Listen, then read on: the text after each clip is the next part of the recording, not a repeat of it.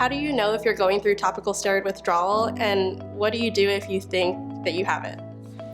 Topical steroid withdrawal, or TSW, is a relatively newcomer into the world of eczema. It's probably existed much longer, but the awareness for it is just really starting to take hold of many clinicians and patients.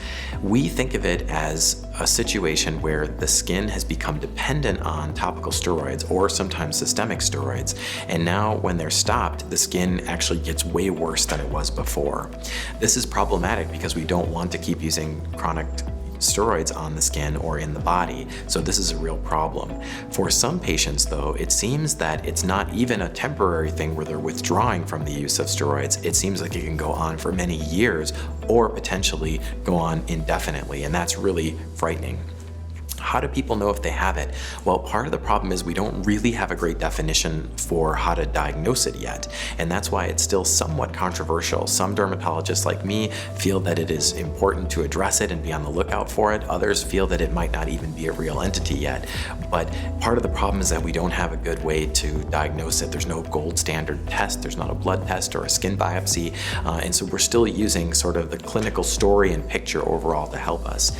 For me, the single most important issue is, are you overusing steroids? Are you going, what I like to say, you're going the wrong direction? What I expect a patient to do is that as we treat them, they're getting better and better and better and having fewer and fewer flare-ups in days where they have to use topical steroids. That's what I expect. If that's the way things are going, I think the chance of you developing TSW are almost zero. On the other hand, if you keep using them and you're not getting better, or the worst case of all, where you feel like you need stronger, stronger, stronger, or more and more and more, that to me is a very worrisome pattern, and when I see that, I'm very nervous that you're heading towards or have already developed topical steroid withdrawal. If you think you have topical steroid withdrawal, I think the most important thing is to find a good dermatologist or clinician that will help work with you. One of the problems that I see in the TSW community is that some people will just say, well, skip everything, just go cold turkey on everything, and you'll probably get better. And I don't think that's always true. For some lucky people, they do seem to get better over time, sometimes just even weeks or months, and they're better. That's great. But I have many patients who've been going on for years and years, and I don't think it's right to let people just suffer with hopes that eventually it will get better. In my opinion, TSW patients that I've met are often as bad or worse than the worst eczema patients I've ever seen. So they are suffering every single bit as much as plain old eczema, if not more.